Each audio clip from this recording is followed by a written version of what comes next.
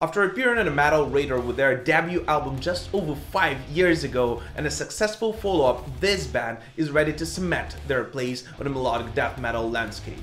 This episode is dedicated to Marianas Rest.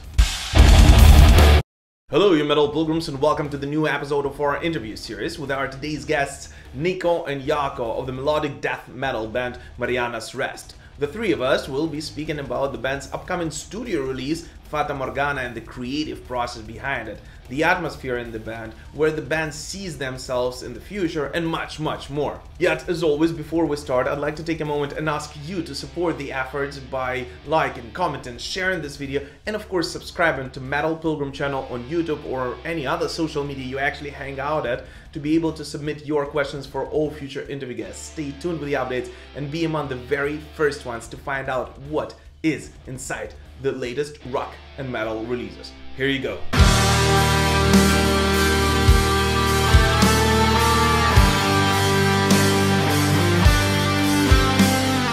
Hey, how's it going, guys? How's everything in Finland? How are you guys coping with all the madness? Somehow, one day at a time.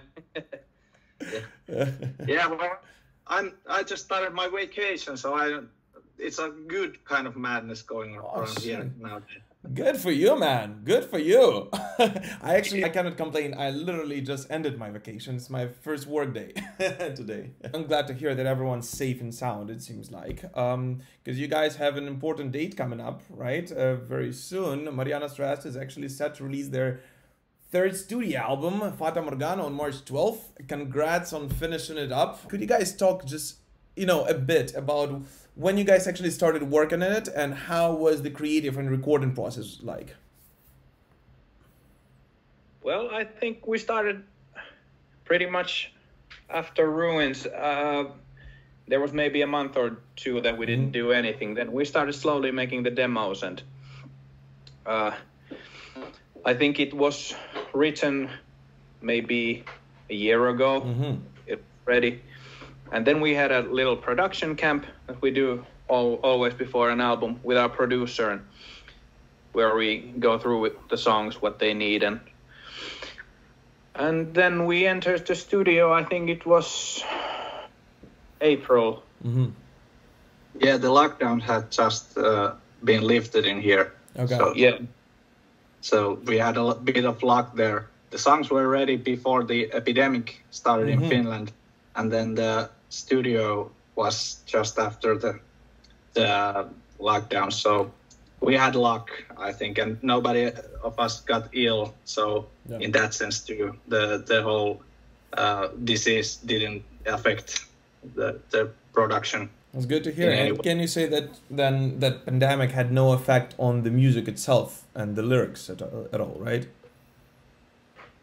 Yeah, you could say that, because the lyrics were written mainly before the whole thing too. But if you look at them now, well, they're you pretty could dark. see them in a new perspective. Yeah, that's true. Because there's a lot of things about isolation, that sort of stuff. Absolutely. So while you actually started speaking about this, can you share some of the lyrical lines that are actually running through it? Isolation being one of them, obviously, but overall this the album's lyrics are pretty heavy, I gotta tell you, right? I mean, this is true, I think. Yeah, that's kind of our thing. we are not heavy guys. We are pretty outgoing and like to have a good time, but the kind of we filter all the nasty things and all the bad things going on in our personal lives and filter it through our band, so we don't have to kind of think about it too much. We can just focus on having good time when we are together. But the lyrics have a lot really personal things. At least there are allegories of those things there. And it's kind of the stories about how a man after a mental breakdown, or a woman, doesn't have to be a man, a person, picks up the kind of the pieces of his former life and takes a long trip to exile, path to exile, to the edge of the world, and tries to figure out what went wrong, what led him to take the journey in the first place. And he finds out a couple of things on the path. And in the end, well, I don't want to say what happens to the guy. You can make your own interpretation. Many people have said that he dies or kills himself, but I don't think it's like that. Maybe he just starts a new life, begins anew. Mm-hmm. So it's definitely an open-ended on this one. Yeah, makes sense. Absolutely. I was actually able to listen to the album, at this point, and I can tell you this: it's been on repeat in my player for a couple of days now. I actually enjoyed it a lot. I think it's it's a great combination of this melodic death metal and at the same time with this infusions of gloom and melancholy of doom metal at the same time, right? This is just my kind of stuff. I enjoy this kind of stuff. So what are some of the major influences for you, that were on the development of its sound specifically? Specifically sound, I think, well, we try to make this, how these modern doomish bands like Catatonia or Swallow the Sun and this, and then mix it up with more traditional heavy guitar sounds and this organic growling type of sound. I think that is the main idea.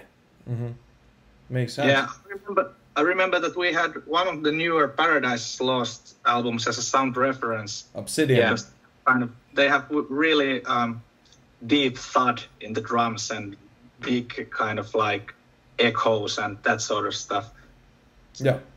The last Paradise Lost is just amazing, I think. I actually spoke to Nick Holmes a couple of months ago after release and told him the same thing. It's just a brilliant album. Absolutely, guys. And I think you did it well, to be honest with you. So do you actually consider yourself a doom metal band, or you don't try to put any labels on yourself? Definitely no labels. I think it is what it is. I think the whole genre labeling is it's a thing for the marketing people. We just play music. That's a good one. Absolutely. So how do you guys usually divide responsibilities when it comes to writing new music? Who is responsible for what in the band? Is it a collective thinking, or one person is responsible for music and then there's lyrics coming in after that? How do you guys usually go about it? Well, it's a very democratic process. I think at the very beginning, me and the other guitar player or a bass player, we do some very, very rough demos that have some sort of a glimpse of an idea, maybe a short part of a song, maybe a verse, maybe a chorus, but that's pretty much it. And then we just start playing it with the whole group. Yeah. Democracy is a good word to describe it. Everybody brings their own stuff, their own influences and their own perspective to the songs, and then we kind of chop them up and build them again, maybe a couple of times, maybe more, before they are ready. And nobody kind of has too much love for any of the songs. If you love your stuff too much, then you don't want anybody to kind of break it down and build it up again. But we don't have that problem. We just mix them up and until everybody's satisfied, at least in some level. Nice. So it sounds like you guys actually are working as a band on them instead of having one or two main writers and then everyone else follows. This is a pretty cool thing. And do you guys usually do it actually in the studio, in a garage, or like exchanging files over internet in a more modern way? How do you guys usually go about that? Well, the first demos, they sometimes go through emails or something like that. But as soon as we're starting, the song starts to maybe get together a bit, then we just start in our rehearsal room and play there. I don't personally like throwing stuff about through the internet, or you have to feel the song to be able to know what it needs. Yeah, I'd say. I agree with you. I'm all for this more old-fashioned way in a way, because this is the way music is supposed to be enjoyed, and this is how it should be written. Yeah, right. Yeah. If you have a possibility, of course. If band members live all across the globe, it's a little bit trickier. Yeah, and different things work for different kind of bands. Yeah. This seems to work for us, but many bands, all bands develop their own stuff and style. Whatever works for them, then it's okay. Absolutely. And on this record, you've also invited Lindsay Matheson, right, to join you. How was it working with her, actually? Well, it was it was a joy. We got in touch with Lindsay because Timo, our producer, he had worked with Lindsay before, and when we kind of figured out that some of the songs need some extra kick, and thought that we need a siren kind of female vocals, a beautiful kind of echo from somewhere else. Then we got in touch with Lindsay, and luckily she was on board straight away. Everything went really well. I don't know if we had to kind of change anything she recorded, because she recorded the whole thing in Canada and we were in Finland, so that was kind of like something new for us, but we didn't have to change anything. She nailed it straight away. Yeah, I can imagine. I mean, she's a great singer. I mean, I loved her singing since way back, right? And hearing her on this record was actually like, I was surprised. I didn't read that it was Lindsay, and I was listening to the album and I was like, oh wait, I know this voice from somewhere. And then I actually went back and then like, that makes sense. And I don't know, I was kind of intimidated like to approach her because of what she had done before, and she's a big name, so but she's such a nice person. You cannot not like her. Nice. So I mean, hopefully you guys will be able to hit the stage and invite her at some point, and to hear those songs actually performed live with her. That would be very, very fun. And while we're on topic of guest musicians, Timo Virkkala once again performed cello for this record. How about giving him at this point, a permanent band member status? This is the second time already, right? You are not the first one to suggest that. Maybe we will. Who knows? Yeah, he's a great guy, and really kind of. Well, actually, it is like he would be in a band when he comes to the studio. Everything is just so easy, and he knows what we are aiming at too. So didn't have any trouble this time, as did on the first time neither. Everything just flew naturally. Nice. I think his cello infusions just fit very organically in a way with your music, which is interesting, right? Because it doesn't always happen so. But in this way, I mean, when we were talking about him and Marianas Rest sound, it actually fits well. So I actually enjoyed it very much, man. Can you guys, just the two of you, agree on a favorite track, by the way, or it's a possible one? No, I don't think we can agree. All right. Can you agree to disagree on a favorite track then? You go first. Well, now that I have had to listen to the album quite a few times, I think the title track is my favorite. Really? Okay. I'll go. I'm gonna be with you on this one. This is my favorite track from the album. You are both wrong. Best track is The Wait. Really? Why so? It has. I love how the song develops. The start is probably the heaviest thing we have ever made, and it has this cool Blade Runner kind of keyboards, which I personally love, and I get to growl from the bottom of my belly, and then it just kind of like starts rolling and never stops until it stops. In the end, has this layers coming over it. I don't know. I just like this sort of what would you call it? It's kind of something like post sludge type of thing. I think Nico just likes the Fata Morgana because the guitar part on that one is just it's wonderful. It's very captivating in a way, and it's very cool. And yeah. Yeah, I think the song has air on it. Mm-hmm. Is the kind of, I don't know whether you call it verse parts or whatever, where the kind of the bass growling cuts down and it starts flowing on. Mm-hmm. Nice, absolutely, Angel. Absolutely. Actually, I'll keep it to you. That's the, if I had to, the second best would be the title track too. So you're not completely wrong. All right, nice guys, nice. Good thing that you're apart, so you don't start brawling over it. Yeah, this would have turned to a wrestling match by now. Oh, that's fun. Fun times. So what are some goals you guys set for yourself as a band this year? Any plans to support the album with a tour? Obviously, it's hard to predict anything, but maybe an educated gamble and guess would suffice in this one. Well, we sure hope to get. It's hard to make even an educated guess now because everything changes from week to week, and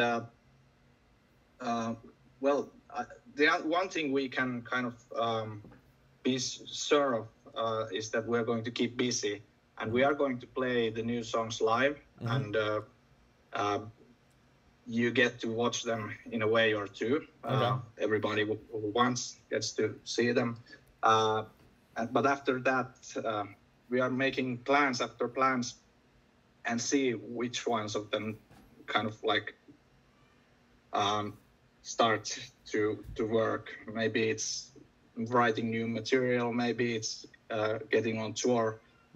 We just don't know at this point. Yeah.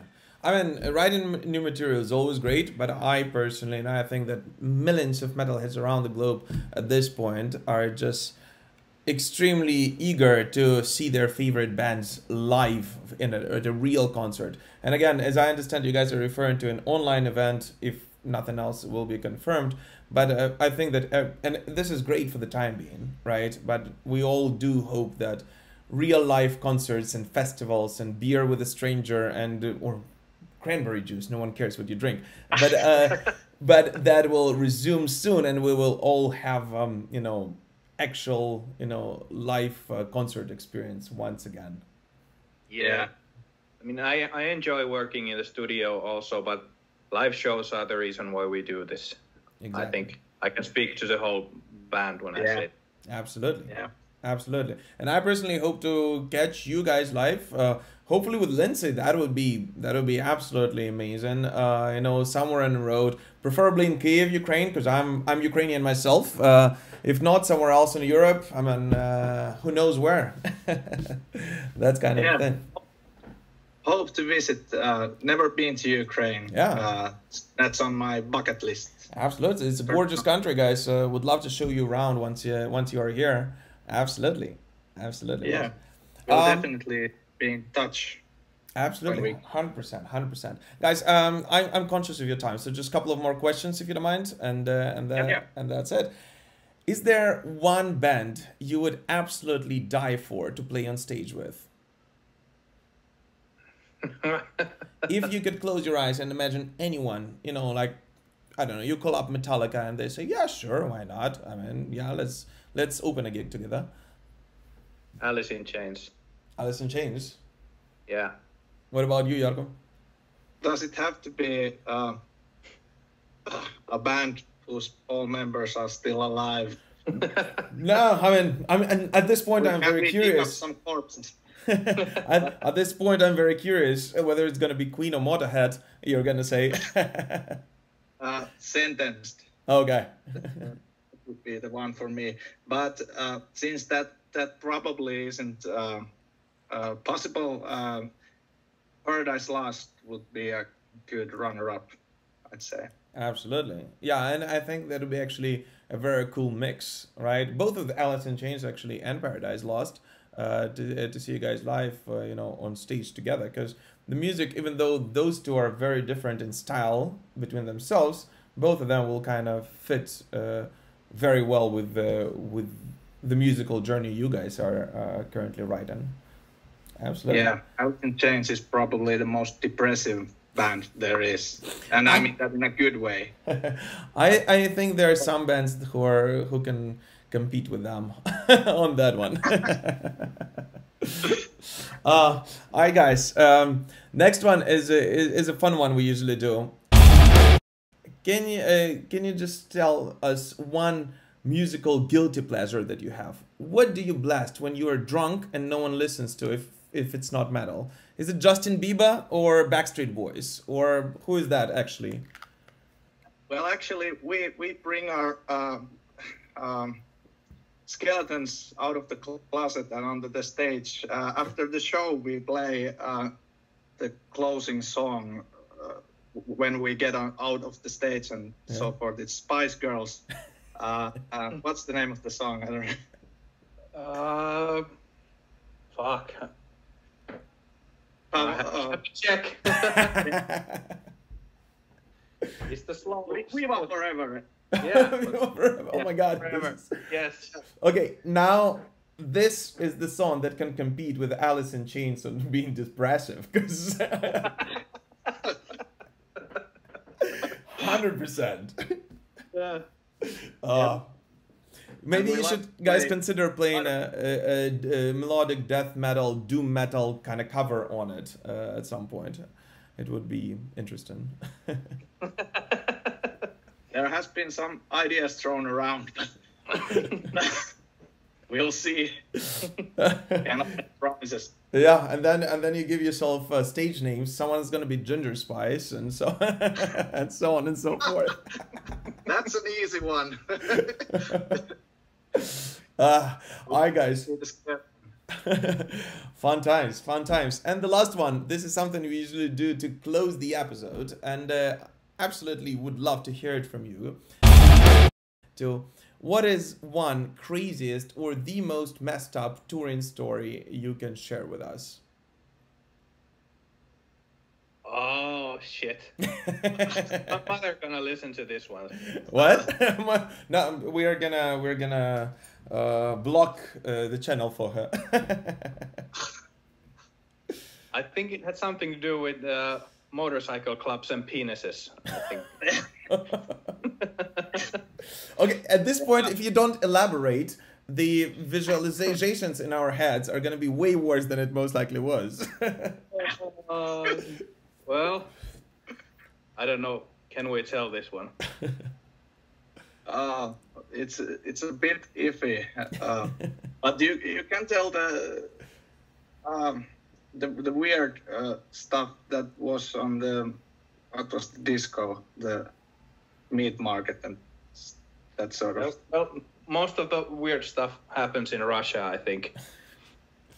There was a disco with a locker when you go into the bar where you hang your clothes. Yeah. There was also these little boxes where you could put your guns when you entered the disco. Yeah. Seriously? Then in this huge nightclub, there was this counter, a cold counter, where there was this dude selling meat. At a nightclub? Cutlets, yeah. That was weird. Oh my God. So you just like put down your gun, lock it up in a closet, go buy some cutlets or I don't know, some sausages, and like, oh, this is fun times, and then you go out. And then vodka and dancing. Yeah, that would be more fun. And penises and motorcycles. Hope those two don't mix, because guns, sausages, and penises and motorcycles. This would be too much. Alright guys, Nico, Jaakko, thank you so much for your time. Any last message for the fans? Anything you want to share with them? Well, just hope to see you, everybody down the road when all this thing blows over, and it will blow over. This will go away, and we will have the best of times, maybe together. I hope. Hopefully. Hope together. Hopefully. Perfect. Nico, Jaakko, again, thank you so much for your time. Just as a reminder, Marianas Rest, Fata Morgana is out on March 12th. Make sure you check it out. It's a great album. It's heavy, it's depressive, it's exactly what you need. It's a great listen. Guys, thank you so much and keep rocking. Hope to see you on the road soon. Thank you. Perfect. Thank you. Thanks. Perfect.